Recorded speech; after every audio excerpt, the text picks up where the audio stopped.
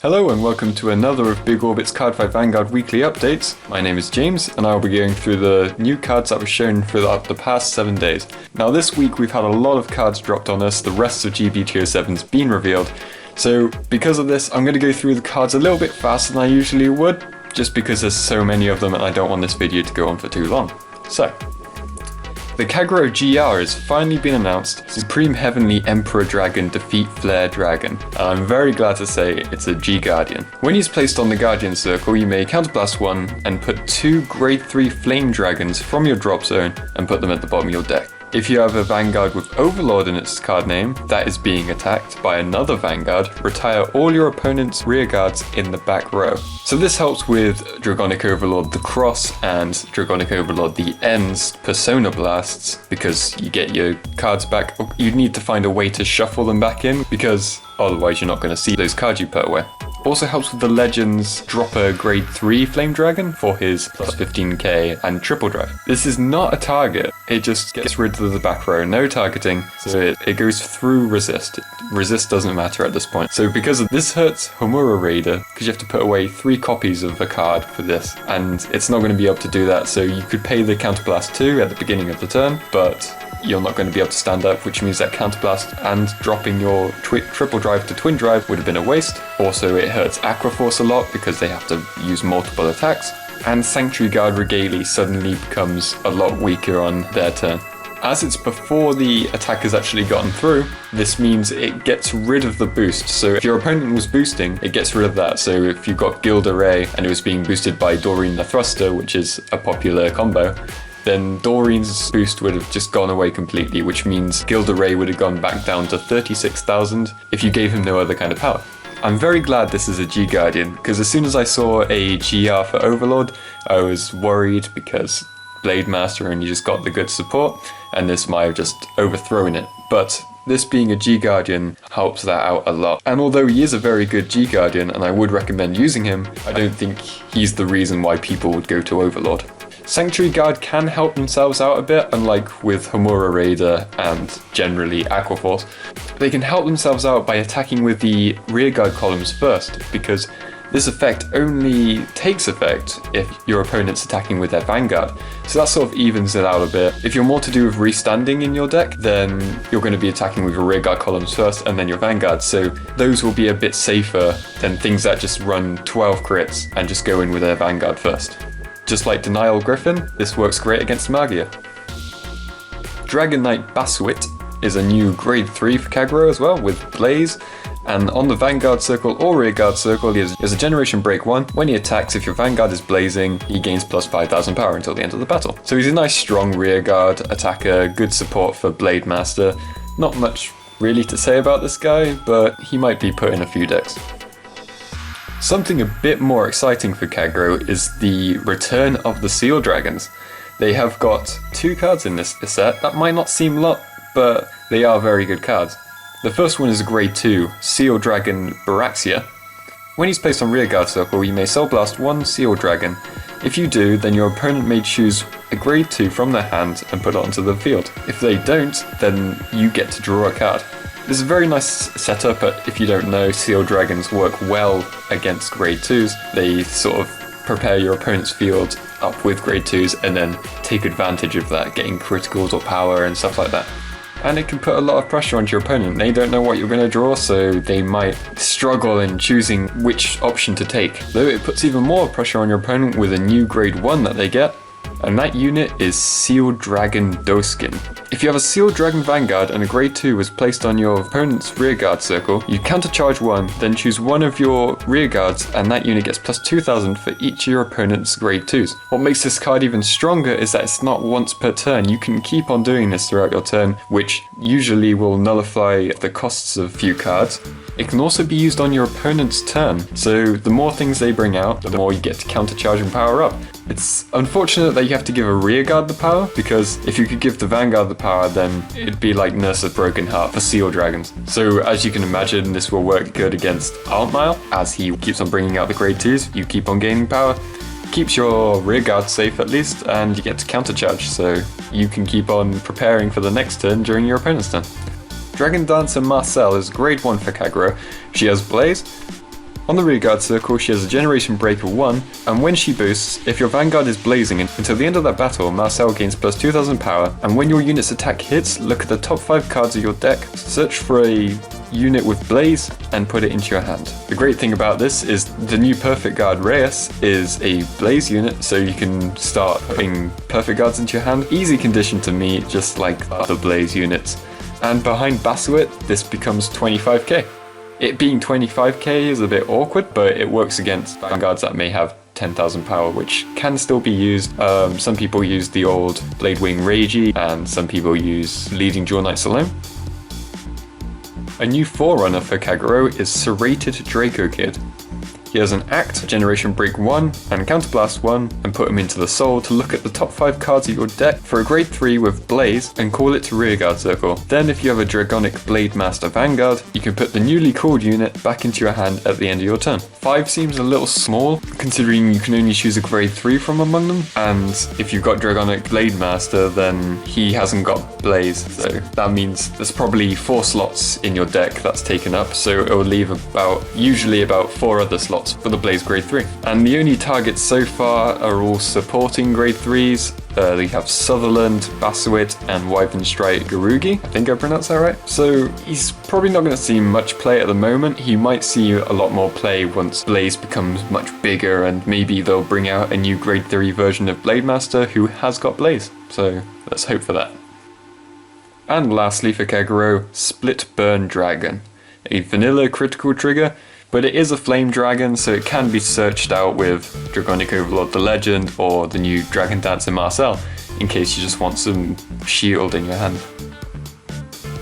Now on to Gear Chronicle, we have a new stride, Interdimensional Beast Float Gear Hippogriff, and when this unit drive checks a grade 3, it gains plus 5000 power until the end of the turn, and you may time leap one of your units. This could make a nice replacement for Metallica Phoenix if you don't want to use the G-Blast, because it might seem like a bit of a big cost to some people, but the G-Blast can be useful for Chronojet decks because the Generation Break 2 that Chronojet himself has. This will see a lot more play in Chrono Fang decks that currently don't have all too many strides, because a lot of the strides are specific to specific heart. Chrono Fang has a lot more options to what to put in the deck than Chronojet.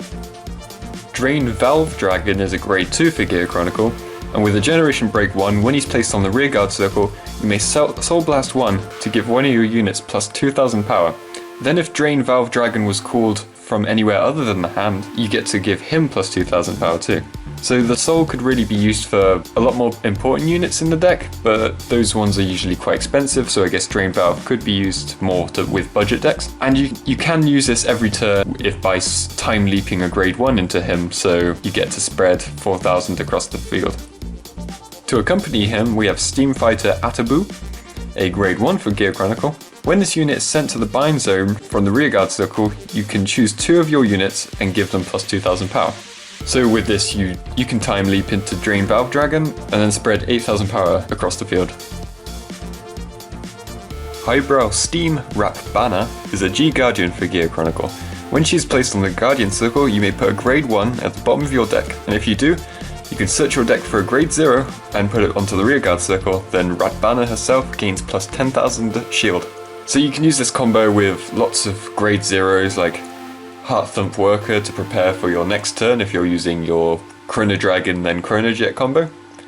Also it helps for the TikTok Worker and Steam Maiden Melan combo, which is very popular with Gear Chronicle. And also you can use it with Water. These are all great ways to use this card, and yet again, Gear Chronicle get one of the best G Guardians in the set like they did. They got one of the best in Fighters Collection too, but they are the main guys, so... I mean, this isn't the best one because the Defeat Flare Dragon's the best, but for things that aren't specific to the Vanguard, this is probably one of the best in the set. Also, a little interesting combo is you can use Vainglory Dream Gearcat and Lost City Dragon with this card to give you a better chance of giving your Vanguard plus 10,000 power until the end of your opponent's turn, giving it a much bigger boost against your opponent's attacks. And lastly for Gear Chronicle, there's a vanilla critical trigger, Steam Scara Lange. Elegance Feather, surprisingly not an Angel Feather unit but instead a Dimension Police, is a grade 3 unit When she's placed on the rearguard circle, you may drop a card from your hand. If you do, she gains plus 4,000 power until the end of turn, then gives your Vanguard plus 4,000 power, as well as giving your Vanguard the ability to draw one card if its attack hits. Her 10k power might put a lot of people off, but she's a good alternative if you don't have any counterblast left, because it can be a bit of a struggle to keep them all there for the power-ups. And if you're using Commander Laurel, which is highly possible if you're using Dimension Police, you have a chance to draw 2 cards instead of just 1. Even more unsupported subclans get some more support in this set, which are the Enigmans. And this time they're actually helping out the Enigman deck, unlike Enigman Crossray. Enigman Crescent is a new grade 2 for Dimension Police, and while it is in the Soul or on the Vanguard circle, this unit is regarded as Enigman Wave, who is a grade 2 part of the old Ride Chain. He also has another skill, for when he's placed on the rearguard circle, you can give your Enigman Vanguard plus 4,000 power. Then, if you have 5 or more damage, choose your grade 3 Enigman Vanguard, and it gains the Glory skill, so your opponent cannot guard with grade 1s or higher. This alone suddenly gives Enigman such a good boost. They needed a good boost for a long time. The extra booster was a bit, for Enigmans and Zeal, it was a bit lackluster, but this single card does help them out a lot. And you can suddenly make Enigman Storm pretty great because he gains the crit, provided you've done the Ride Chain, with just this one power up. And Enigman Tornado has a much better chance of doing his re-ride skill. Enigman Squall is a grade 1, and when he's on the Vanguard circle or in the Soul, he is regarded as Enigman Ripple, which is the grade 1 of the Ride Chain. On the Vanguard circle or the rearguard circle, when an attack hits during the battle that this unit attacked or boosted, you may counterblast 1 if you have a Enigman in your Soul, and if you do, you can give one of your Enigman units plus 4k. This, along with Crescent, continues to help with that all-important Enigman hit, especially with Storm as he gets the extra critical, so just powering up your Vanguard through this. Use Enigma Night Sky to continue this, and you got such a better chance of actually hitting. Now Enigman Warm is just a vanilla draw trigger, but it does help with Night Sky's counterblast, seeing as Night Sky needs to counterblast an Enigman, which there aren't that many of at the moment, but this does help a lot. And now that Enigman's got some support, it's only fair that Zeal gets some support too, and they did kind of get support. Yet again, it's not very good, and Zeal players will be crying, but one day Zeal will get the support they deserve. What we've got now at the moment though is Intimidate Beasts Ghoul Menace. He's a grade 2 with only 8,000 power, and when Ghoul Menace is placed on the Guardian Circle, you may Soul Blast 1 to have one of your opponent's units lose 5,000 power. Now this isn't just some fancy way to say he becomes a 10k shield, because you don't have to target the one that's attacking. You can keep on blocking your opponent's rear guards and lowering the power of their Vanguard, which will help a lot. But a lot of people are still upset. He should have been 9k as people say, and I agree with them. But we do get another support card. And that card is the grade 1 Foxy Charmy. With a continuous ability on the rearguard circle, all your opponent's rearguards in the same column as her lose 1,000 power. Now this is really nice for just weakening their attacks, and I'm actually quite liking this, but yet again, it suffers from the Zeal curse. It only has 6,000 power, so although you're weakening your opponents, you're also weakening your columns. So you're not really getting anywhere with this. What Zeal really need is a really good stride, and maybe 1 or 2 grade 2s and 1s like Enigman got in this set. That's all they need. Unfortunately, they're getting not as good a support as the rest of Dimension Police, but one day they will. One day, suddenly they'll become meta, maybe. We can hope. Cosmic Hero Grand Gurdy is a new grade 3 for Dimension Police, with the burst ability as a continuous on the Vanguard circle, and a Generation Breaker 1. If his power is 20,000 or more, then he gains the ability that if you drive check a grade 3, you countercharge 1 and soul charge 1. Then if he's at 30,000 power or more, all your rearguards in the front row gain plus 4,000 power. As well as that, he has the Act ability where you can counterblast 4 and soul blast 6 for him to gain plus 10,000 power and plus 2 drive checks, making him a quadruple drive like the X-Scalp. Getting him to these power levels every turn may be a little bit difficult if you don't want to use your counterblasts up because of his Act ability, With Grand Hop and Grand Lady, this shouldn't prove too much of a problem because their abilities are to rest them. This does mean you'll have a bit weaker columns, but you get quadruple drive, so you can decide which you prefer more. And honestly, you can use this card without using its big G Mega Blast ability, because if you just use his first ability to countercharge 1 and soul charge 1 every time you drive check a grade 3, you could use this if you've used Grand Gallop a little bit, and then later in the game switch to him quickly, get some resources back, and then switch back to Grand Gallop. A generic grade 1, I fear I may say this name incorrectly, but Magical Inspector Tulpa is a generation break 1, and when she's placed on rearguard circle, choose your Vanguard and one of your other rearguards that isn't her, and they gain plus 2k power. She's only 6000 power, and she doesn't give a very big boost, but she doesn't have a counterblast or soul blast, so you can't complain too much. Also, I just love how diverse Dimension Police are. At one end you got giant robots, the other end you've got kaijus, then you've also got Ultraman, and also magical girls. So, who doesn't love Dimension Police? Cosmic Hero Grand Vehicle is a grade 1 Dimension Police. He has the burst ability with a Generation Break 1. When he is placed on the rearguard circle, if your Vanguard has 15,000 power or more, it gains plus 4,000 power, and if your Vanguard has 30,000 power or more, and it has Gallop in its name, it then gains another 4,000 power. So this puts your Vanguard at a plus 8, which is very easy to manage. If you stride, then you're usually at 26,000 base, so the 4,000 will put it to 30,000, and then you can use the second 4,000 to put it at 34,000, which means you don't really need any other setup apart from this if you're striding. Then if your Vanguard is X Gallop and you've got at least a 5k boost, which your Grand Hop will be able to do, X Gallop will be able to pull off his quadruple drive skill. He wouldn't be able to pull off the rest of it, but just that on its own is pretty crazy for just a on-call ability with no counterblast or soul blast. A similar card to that is the stand trigger Cosmic Hero Grand Scold. As an act on the rearguard circle with a Generation Breaker 1, you may put him into the soul to give your Vanguard plus 4,000 power, and if your Vanguard is then at 30,000 power or more, it then gains another 4,000 power. So you can use these two together to just keep on going and gaining crazy amounts of damage for no counterblast or soul blasts, which is amazing. These Cosmic Heroes are really great for doing that. They even have Grand Revolver too, so you have a potential of counter-charging as well. So I think Cosmic Heroes are just amazing. Plus stands are actually pretty good in Cosmic Hero, because a lot of the time you buff up your rear guards, so I don't see why people want this to be a critical trigger. I mean, I do, because everyone wants crits, but stands are just so good in Cosmic Heroes because you get such big lanes. Not only your Vanguard, but all your rear guards get powerful too. It's just great. And you probably have enough rear guard space to stick in some Operation Girl Rakers as well, as she is also a stand trigger. They get two other triggers as well, but they're both vanilla. The one is a critical trigger, Justice Gold, and the other is a heal trigger, Operation Girl Erica. Retractor Serakiel is a grade 3 for Angel Feather. When she's on the Vanguard circle with a Generation Breaker 1, when one of your units is placed on the rearguard circle or the Vanguard circle, you may Counterblast 1, Soul Blast, and Rescue 1. And as rescue, you can just choose any card in the damage zone, you can counterblast one, and then rescue that card. And when she is placed on the Vanguard circle, you can counterblast one and soul blast one to look at the top 5 cards of your deck, search for a card with the rescue keyword, and put it into your hand. Now, the new Perfect Guide has rescue, so you get to fill up your hands with those. There are plenty of rescue cards in this set. You'll probably easily be able to find at least one. I think this is a really good backup for Gavriel.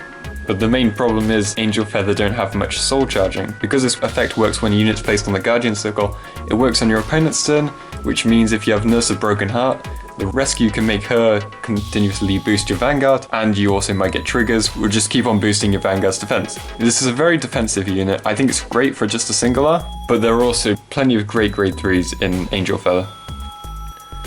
But as we were on the subject of Nurse of Broken Heart, Celestials get their own version of her. Frontal Celestial Marielle is a grade 2. When she's on the rearguard circle, when a card is put into your damage zone and you have a Celestial Vanguard, this unit gains plus 2000 power. And if you have a card in your damage zone with the same name as a card on your Vanguard circle, then your Vanguard also gains plus 2000 power. And this is pretty great because it doesn't have Generation Break like Nose of Broken Heart. And like this, you can use it with things like Battle Cupid No CL, which will help boost your defense by putting cards in the damage zone when you're guarding.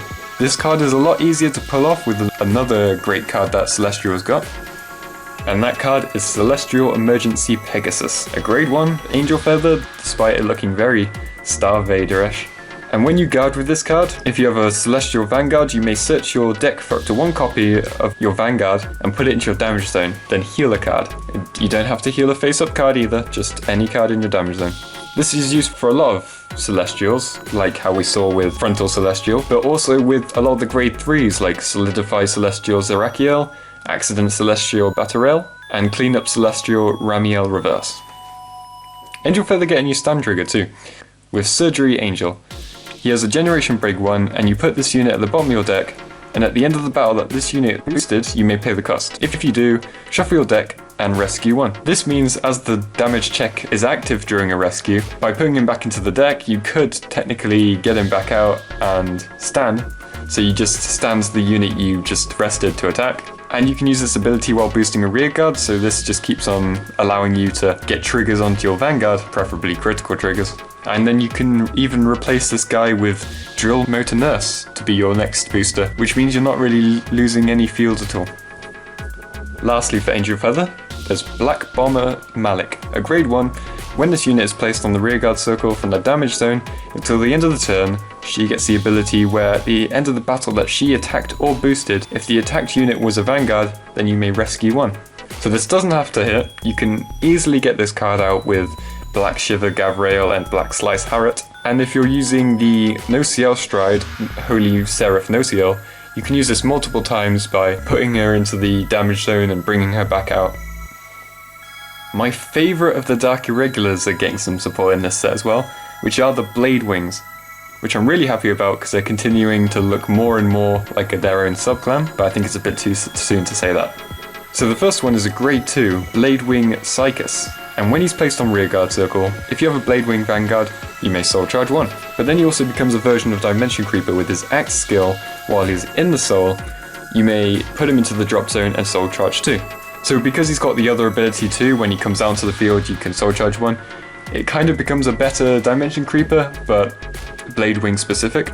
And this is not a replacement for Dimension Creeper. If you're using a Bladewing deck, I'd recommend using both of these guys because it just helps you get to that soul level so easily. This gives you more fodder to choose from when you're using Rages or Sullivan's on ride skill, which would have you choose one of your rear guards and search your deck for up to 3 copies of the same unit and put them into your soul. So usually you'd do Dimension Creeper, but when you've only got 4 in the deck, it's not always the easiest thing to do. But with this guy, it gives you a much better option to do it, and you just soul blast them out and you use Tybalt to put them back into the deck, which gives you a chance to soul charge them again, which is just amazing for the Bladewings. We do also get a grade 1 Bladewing, Bladewing Rhodopus. As an act on the rearguard circle, you may put her into the soul, and if you do, and you have a Bladewing Vanguard, you may look at the top 3 cards of your deck, select 2 of those 3 cards that have Bladewing in their name, show them to your opponent, then you may choose one of them to put into your hand, and then choose the other one to put in your soul, and any cards you didn't choose from those top 3 all go into the drop zone. Bladewings are pretty small at the moment, so the chances that you'll see them at the top 3 cards aren't always the best chances. We have the new Ragi and the old Ragi, which would both do well in the soul. We have the Quintet Wall that would do well in the hand, but there just still isn't that many Bladewings, and that's what they'll struggle with.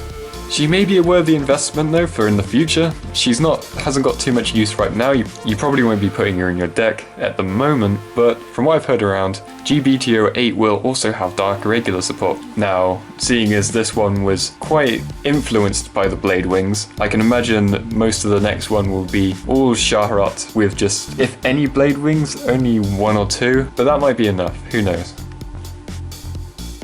Combust Vampire is a grade 1 for Dark Irregulars. As an act on the rearguard circle and a generation break of 1, you may rest her to soul charge 1.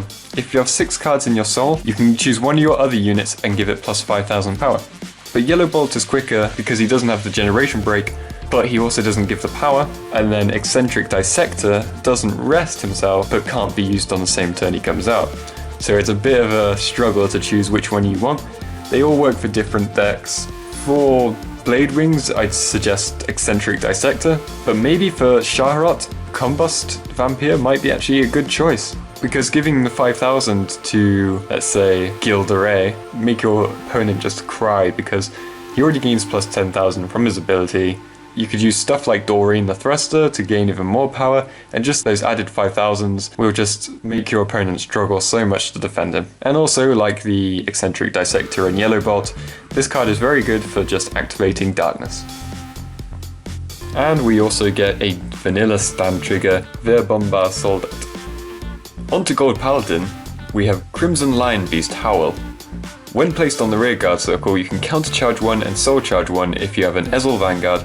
It's very simple, but very useful for Ezel. Ezel does use up a lot of counterblasts in, I think, every one of his forms, apart from maybe Ravenhair, which we haven't got yet. And this can be used quicker thanks to Wonder Ezel, as Wonder Ezel is a grade 2, but chances are you haven't used many counterblasts or soul blasts by that time anyway. Ezel also gets a grade 0 starter, but that doesn't have Forerunner. It's Iron Blue Lion Shide.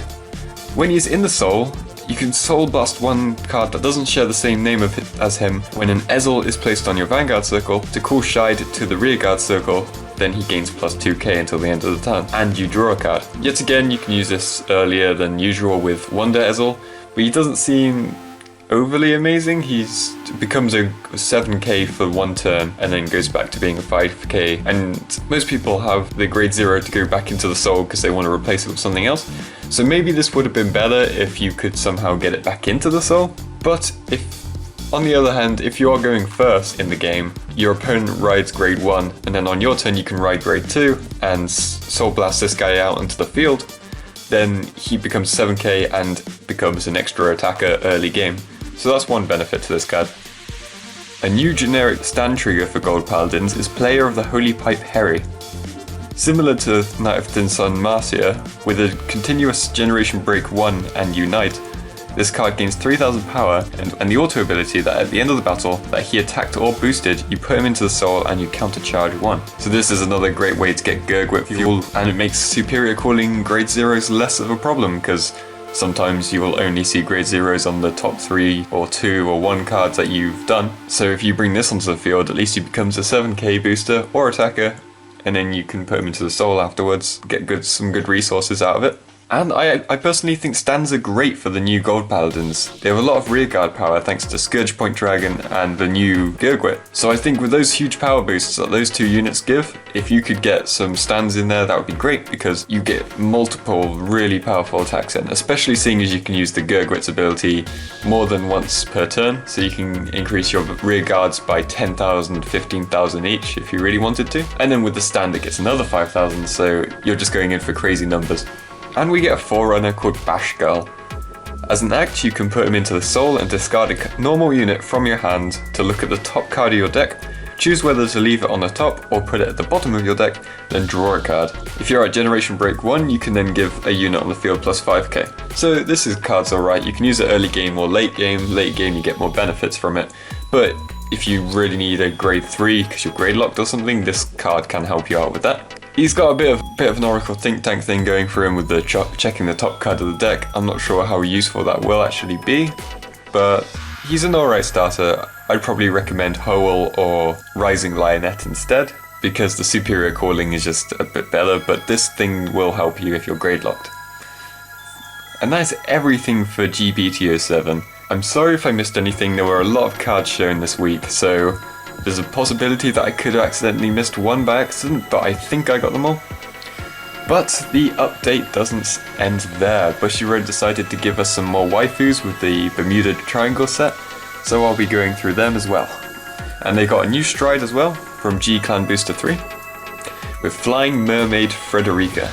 She has Harmony, and when her attack hits a Vanguard, you may G-Blast 1, so choose any card from your G-Zone and flip it face up, and then bounce one of your rearguards that are in Harmony back to your hand.